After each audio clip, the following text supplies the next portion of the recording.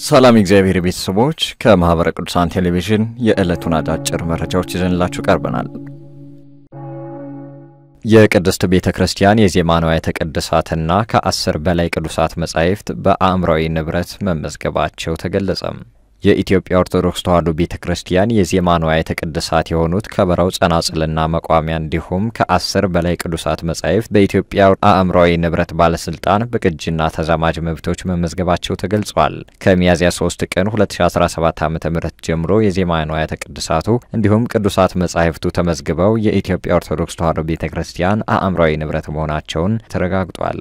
የኢትዮጵያ ኦርቶዶክስ ተዋሕዶ ቤተክርስቲያን የሕዝብ ግንኙነት መምሪያ ኃላፊ የሆኑት መላከ ሰላም ዳዊት ያሬድ ከዚህ ቀደም በኢትዮጵያ ኦርቶዶክስ ተዋሕዶ ቤተክርስቲያን የቅርስ ጥበቃ ቤተ መጻሕፍት ወመዘክር መምሪያ በአእምሯዊ ንብረት አብይ ኮሚቴ አማካኝነት በርካታ ንብረቶች ተመዝግበው እውቅና ማግኘታቸውንም ገልጸዋል።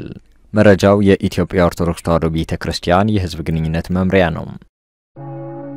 በሰሙነ ሕማማት ለተማክሰኞ የጥያቄና የትምህርት ቀን ይባላል። ጌታችን ኢየሱስ ክርስቶስ በቤተ መቅደስ ሲያስተምር የካህናት አለቆችና ሕዝቡ ሽማግሌዎችም መጥተው ከምድራውያን ካህን አይደለህ ከምድራውያን ነገስታት ወገንስ አይደለህምን? ይህንን የምታደርግ በምን ስልጣን ነው ብለው ጠየቁት። እርሱም መልሶ ጠየቃቸው፣ የዮሐንስ ጥምቀት ከወዴት ነው? እነርሱም ከሰማይ እንዳይሉ አያምኑበትም፣ ከምድር እንዳይሉም ሕዝቡን ፈሩና አናውቀውም አሉት። እርሱም እኔም አልነግራችሁም ብሎ ረታቸው። በሙሴ ወንበር ተቀምጠዋልና ያዘዟችሁን ሁሉ አድርጉ ጠብቁትም፣ ነገር ግን እየተናገሩ አያደርጉትምና እንደ ስራቸውም አታድርጉ።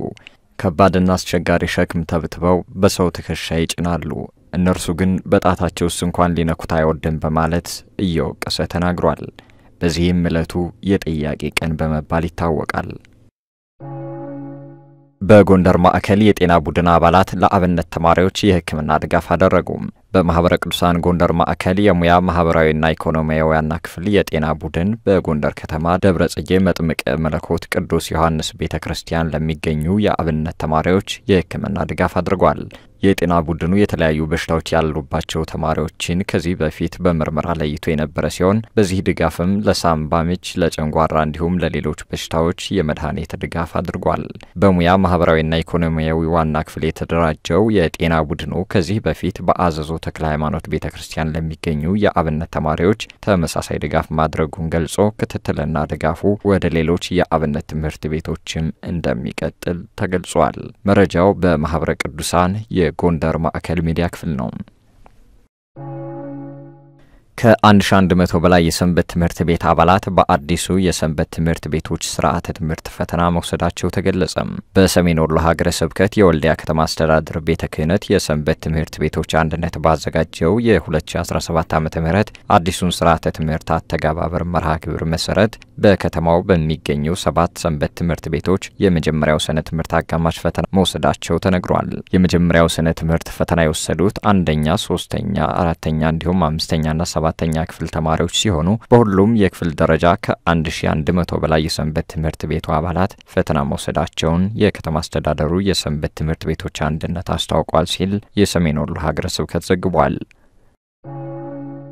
ለጎንደር ደብረ ኃይል ወደብረ ጥበብ በዓታ ለማርያም ቤተክርስቲያን ያቋቋም ጉባኤ ቤት ሁለገብ የገቢ ማስገኛ ህንጻ ግንባታ የመሰረት ድንጋይ ተጣለም።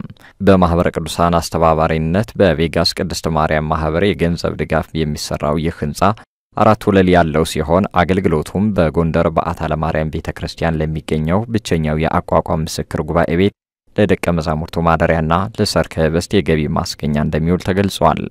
ከዚህ በፊት ለዚሁ ጉባኤ ቤት ማህበረ ቅዱሳን በጎ አድራጊዎችን በማስተባበር ያስገነባው ለ120 ደቀ መዛሙርት ማደሪያና ልዩ ልዩ አገልግሎት የሚውል ባለ 2 ህንጻ የጉባኤ ቤቱን ችግር የፈታላቸው መሆኑንም መጋቢ አይላፍ የኔታ ክቡር ጥላሁን ገልጸዋል። መረጃው በማህበረ ቅዱሳን የጎንደር ማዕከል ሚዲያ ክፍል ነው። ለዕለቱ ያዝንላችሁ አጫጭር መረጃዎች የእስካሁኖቹን ይመስሉ ነበር። ሰላም እግዚአብሔር ከሁላችን ጋር ይሁን። ከቀሪ ጣቢያችን መሰናዶች ጋር መልካም ቆይታ።